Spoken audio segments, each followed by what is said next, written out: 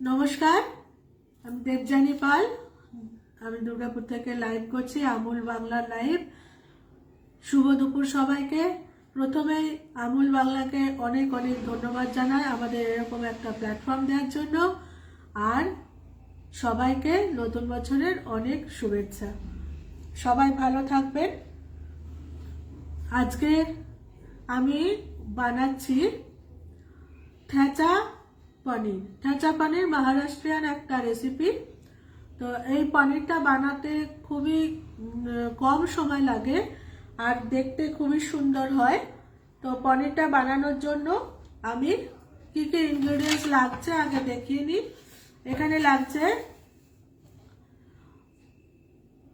পনির, তো লাগছেই, তার সঙ্গে লাগছে বাদাম থেচা, যে একটা মশলা তৈরি হয় স্পেশালি মহারাষ্ট্রিয়ান।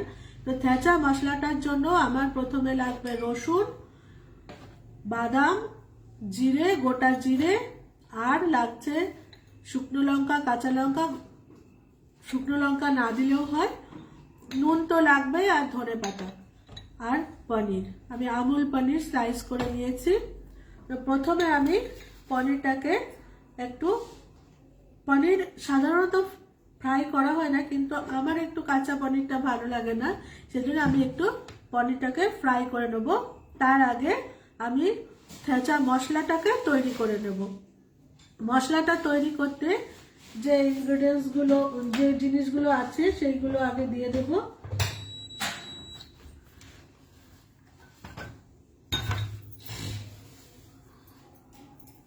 আমি মশলাটা আগে তৈরি করে নিই।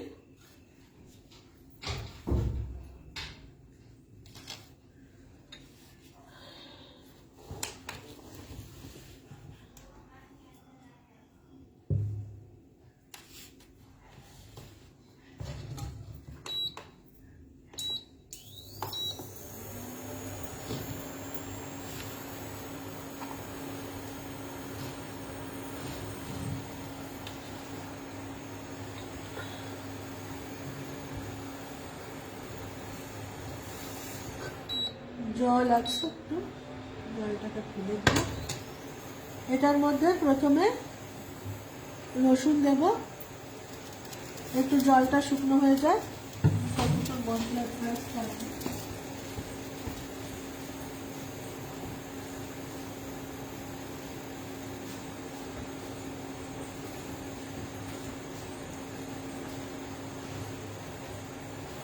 এটাতে আমরা মশলা, শুকনো মশলাগুলোকে এতে ঘষে নিলে ভালো হয়, কিন্তু এখানে সময় কম, তাই জন্য শুধু আমি ধনে পাতাটাই এটাতে বাটবো, বাকি মশলাটা আমি মিক্সিতে দেব।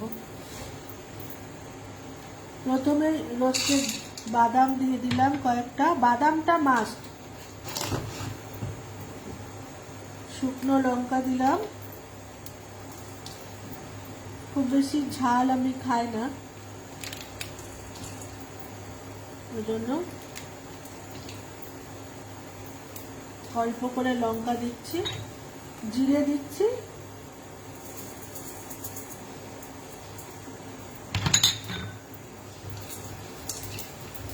একটু কমিয়ে দেব।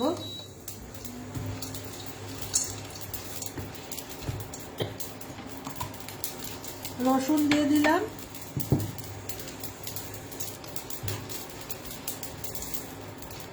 ধোঁয়া উঠতে শুরু করে দিয়েছে। এর মধ্যে দিয়ে দেব নুন।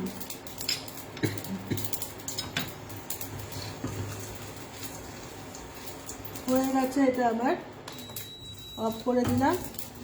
এই কড়াইয়ের যে শুকনো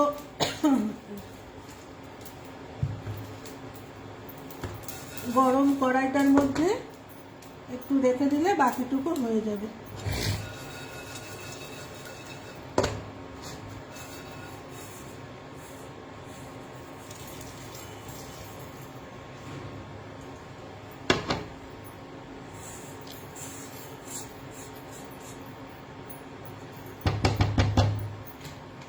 এটাকে আমি মিক্সিতে বাটবো, আর ততক্ষণ আমি পনিরগুলোকে একটু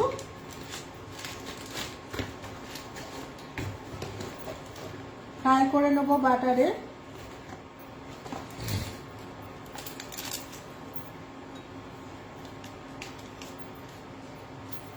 এটা আমার আনসল্টেড বাটার আছে, তোমরা সাদা তেলেও ফ্রাই করতে পারো, বাটারেও ফ্রাই করতে পারো।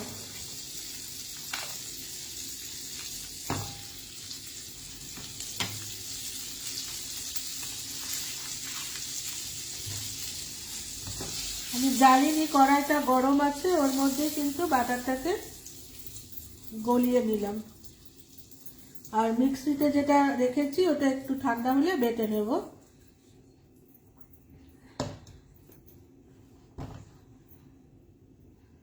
এবার আমি জ্বালবো।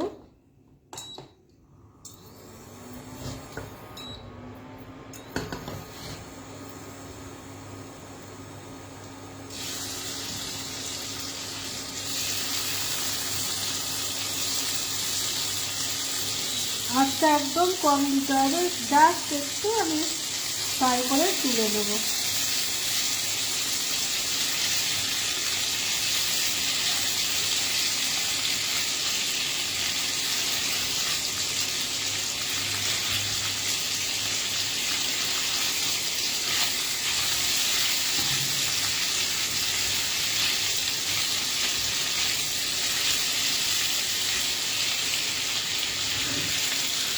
হয়ে গেছে আমার ফ্রাই করা।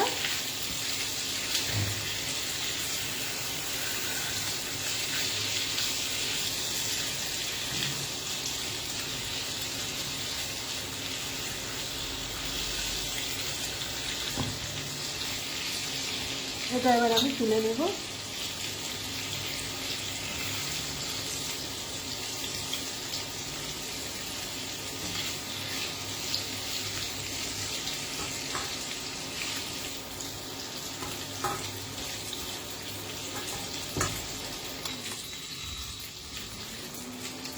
আমি আমার ইন্ডাকশন কুকারটা বন্ধ করে দিলাম।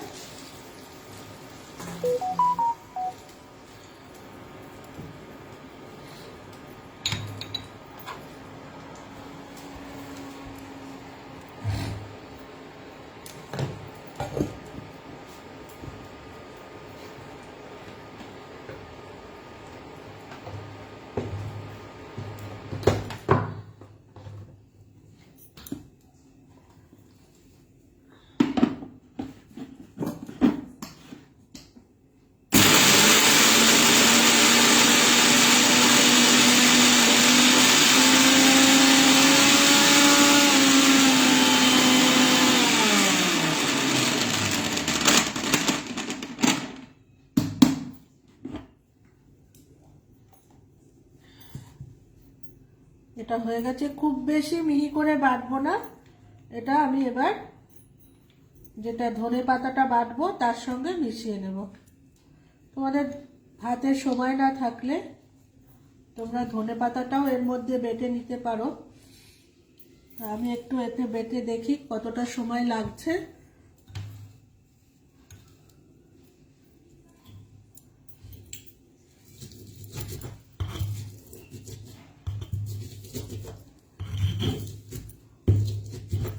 খুব তাড়াতাড়ি রান্নাটা হয়ে যায়, না খুব বেশি সময় লাগবে না, হয়ে গেছে। এটা ফ্রেশ ধনেপাতা নেবে, তাহলে বাটাটা ভালো হয় এতে, আর শুকনো হয়ে গেলে ভালো করে বাটা যায় না।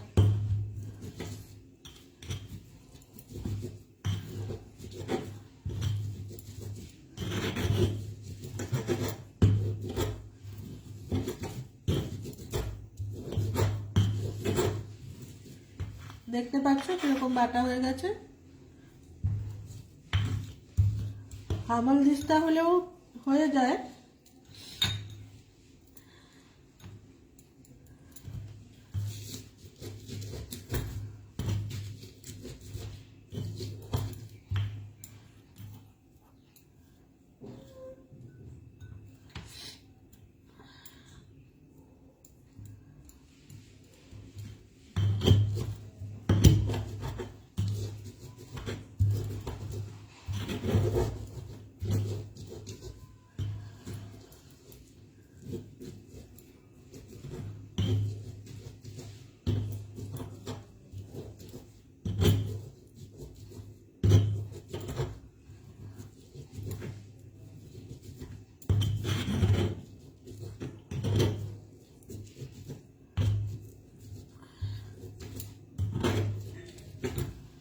এটা যদি আমি মিক্সিতে দিতাম জল জল মতো থাকতো, কারণ ধনে পাতার মধ্যে যতই জল ঝরানো হোক না কেন পাতার একটা তো রস থাকে, তাহলে কি হতো শুকনো শুকনো লাগতো না।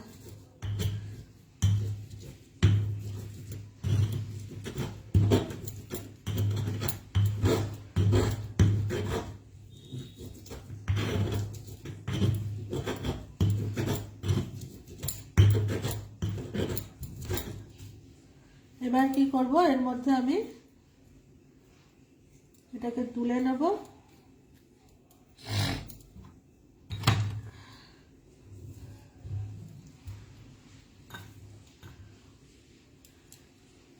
দেখো কত সুন্দর বাটা হয়েছে।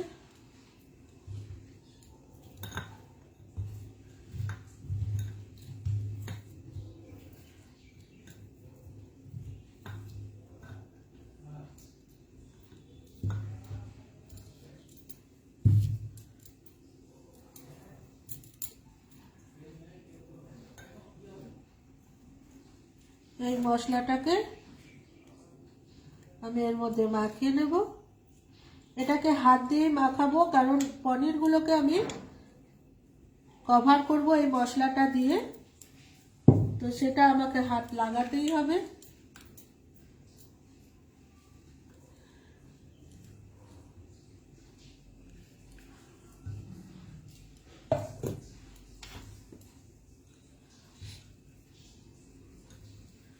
এইভাবে এটাকে মেখে একটা সুন্দর গন্ধ বেরোয়, রসুন, কাঁচা রোস্টেড বাদাম, লঙ্কা, ধনেপাতা মিলে একটা সুন্দর গন্ধ বেরোয়।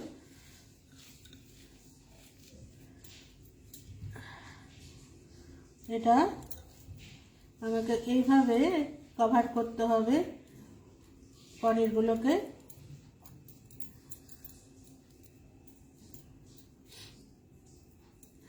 মহারাষ্ট্রিয়ানরা একটু এটা ঝাল ঝাল খায়, তো যেহেতু আমি বেশি ঝাল খাই না, এটা দিয়ে ভালো চাটনি হয়। এর মধ্যে একটু লেবু,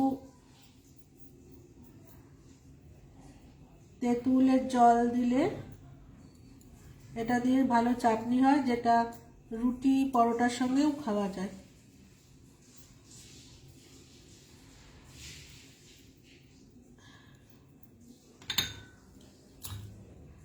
একটা একটা করে আমি রেখে দিচ্ছি, পরে আমি এগুলোকে ভাজবো। এগুলোকে আবার ফ্রাই করতে হবে।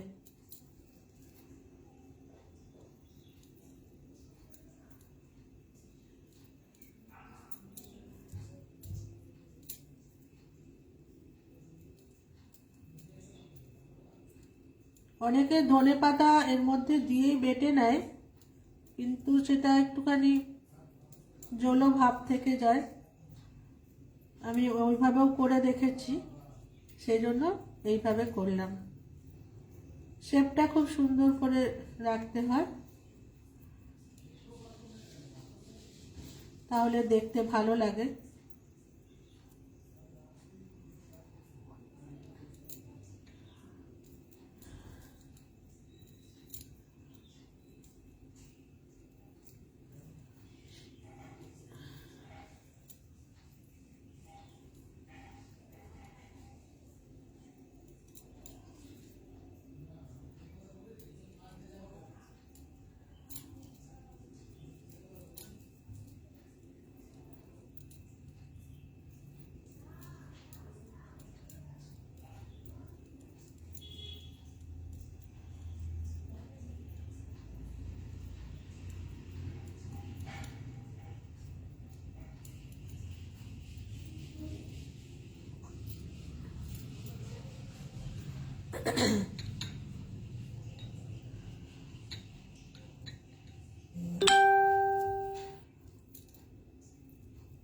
চারটে আমি মোটামুটি করে নিয়েছি।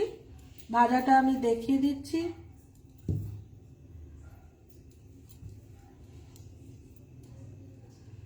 একটু স্যালো ফ্রাই করে নিতে হবে, ডিপ ফ্রাই না। একদম তেল ছাড়া খুব কম তেলের একটা রান্না, খেতেও সুস্বাদু আর করতেও সময় লাগে না।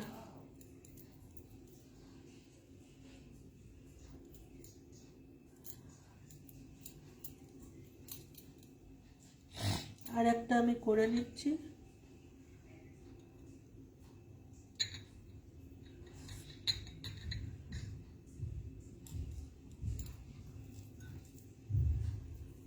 আমি গ্যাসটা ইন্ডাকশনটা অন করে দিচ্ছি।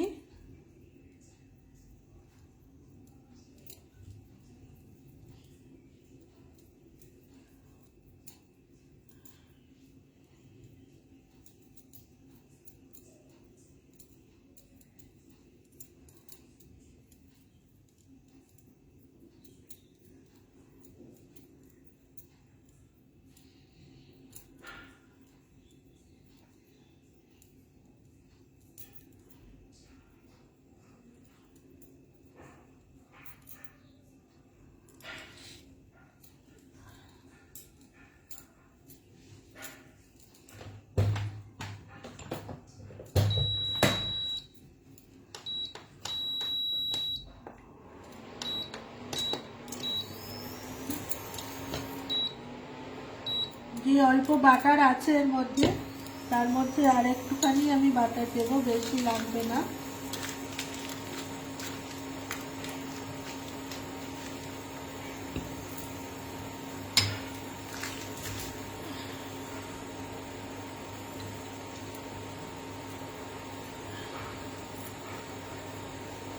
আর একটা ততক্ষণ আমি বানিয়ে নিই।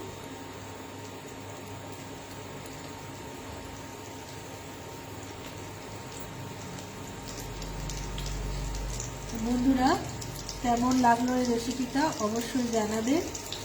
খুব সিম্পল একটা অন্য স্টেটের রেসিপি এটা।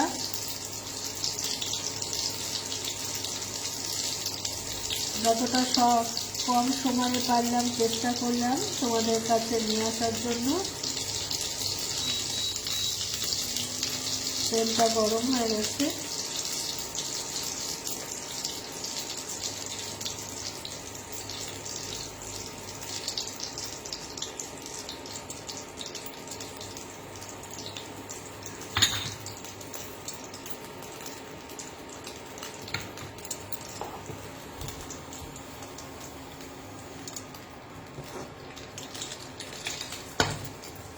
একদম আমি ইন্ডাকশানে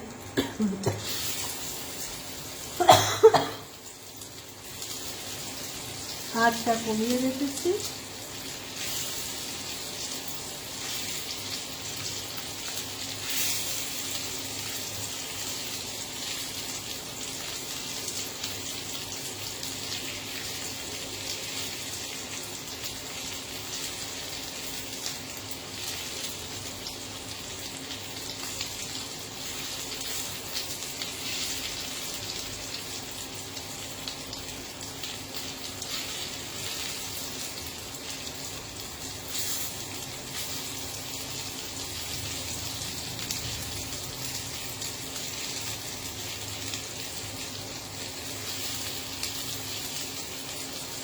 প্রত্যেকটা পিঠ সুন্দর করে ভাজা হবে, হালকা হালকা ভাজা, বাট প্রত্যেকটা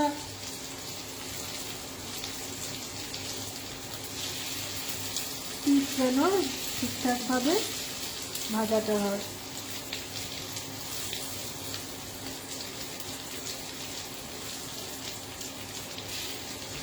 একদম আমি আঁচটা কমিয়ে রেখেছি।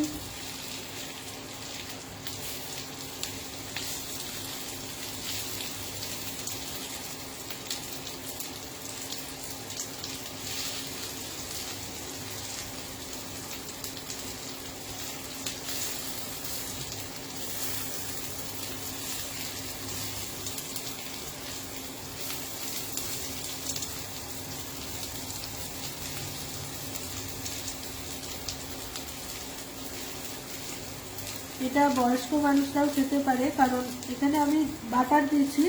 তোমরা সাদা তেলেও ভাজতে পারো। বয়স্ক মানুষরা খেলে সাদা তেলে অবশ্যই ভাজবে।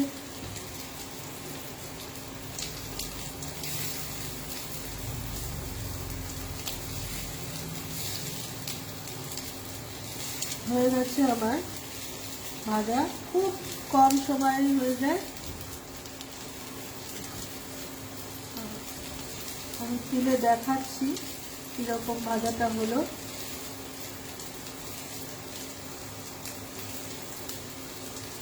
আমি বাদামগুলো খুব বেশি ভাজিনি, সরি বাটিনি, যে মশলাটা করেছিলাম ওটাও যদি শিলে করতাম এরকমই লাগতো।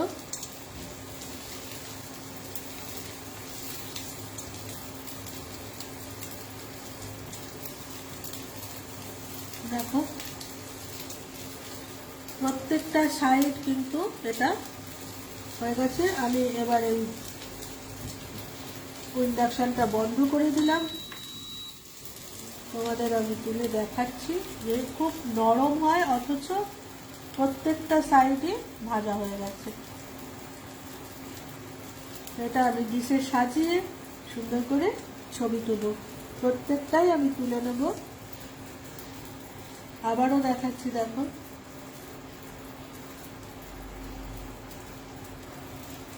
ভাঙবে না অথচ ভীষণ নরম।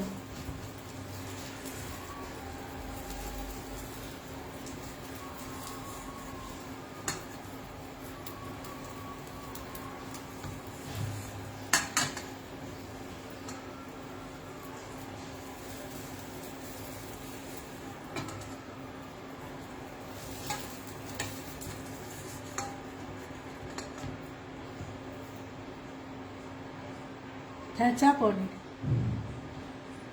আজকে আমার রেসিপি এখানেই শেষ করলাম। সবাই ভালো থাকবেন, সুস্থ থাকবেন। নমস্কার। ফেসবুক জিন্দাবাদ। আর আমাদের আমুল বাংলাকে অনেক শুভেচ্ছা, অনেক ভালোবাসা।